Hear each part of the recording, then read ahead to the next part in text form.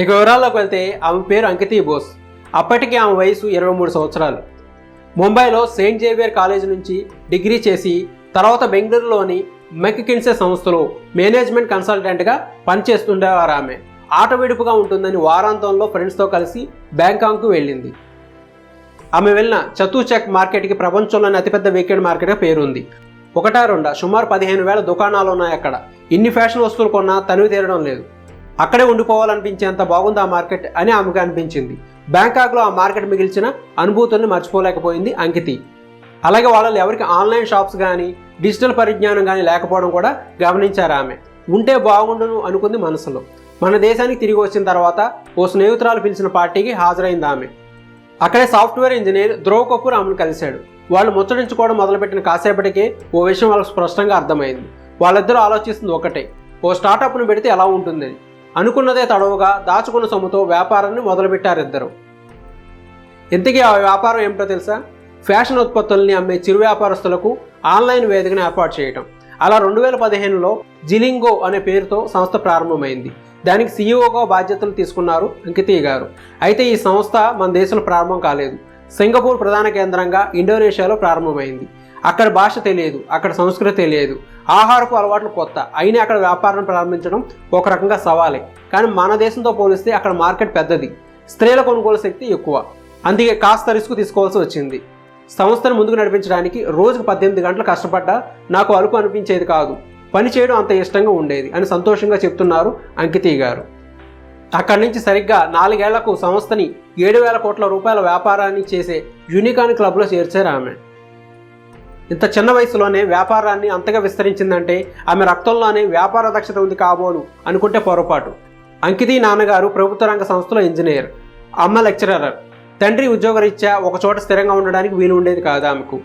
పెద్ద పెద్ద నగరాల నుంచి పల్లెటూర్ల వరకు చాలా చోట్ల తిరిగా. అలా తిరగడం నాకు మేలే చేసింది. దేశంలోని వివిధ సంస్కృతులు, పద్ధతులు తెలుసుకునే అవకాశం వచ్చింది. స్టార్టప్ను విస్తరించే క్రమంలో వివిధ ప్రాంతాల వారి అలవాట్లు తేలిగ్గా ఆకలింపు చేసుకోవడానికి ఈ అనుభవం పనివచ్చింది. సంస్థను ప్రారంభించే ముందు ఇదో యూనికార్న్ సంస్థ అవుతుందనే ఉద్దేశంతో మొదలుపెట్టలేదు. కేవలం ఫ్యాషన్పై ఉన్న పిచ్చి అవమానంతో మాత్రమే ప్రారంభించాను. అయితే మామూలు ఫ్యాషన్ ఉత్పత్తులు, బ్రాండెడ్ వాటిని తట్టుకొని నిలబడడం అంత తేలికైన విషయం కాదని నాకు తొలినాళ్ళలోనే అర్థమైంది.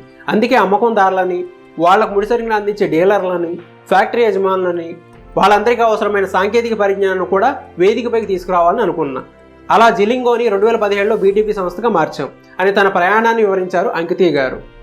అలా ఆమె America, Australia, Philippines, Hong Kong, Singapore, ఇండోనేషియాలతో పాటు మన దేశంలోనూ సంస్థను విస్తరించారు.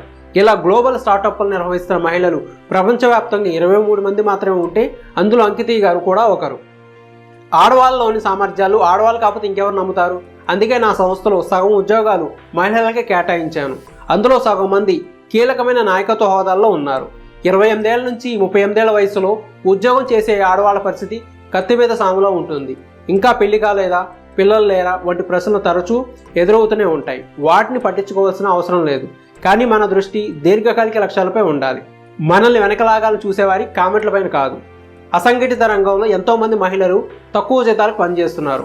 అలాంటి వారి కోసం ప్రత్యేకించి ఉమెన్ నెట్వర్క్ను ఏర్పాటు చేసి వారికి అండగా ఉండాలని అనుకుంటున్నా అని తెలిపారు అంకితి గారు.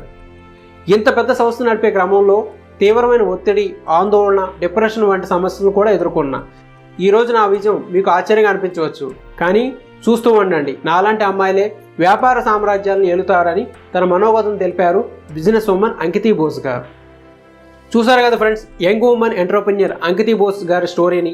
ఈ వీడియో కనుక మీకు నచ్చినట్లయితే లైక్ చేయండి, అలానే కూడా కామెంట్ సెక్షన్లో కామెంట్ చేయండి. ఇటువంటి మరిన్ని వీడియోస్ కోసం మన ఛానల్ సబ్స్క్రైబ్ చేసుకోండి. మరిన్ని స్టోరీస్తో మళ్ళీ మీ ముందుకు వచ్చేంత వరకు బాయ్ ఫ్రెండ్స్.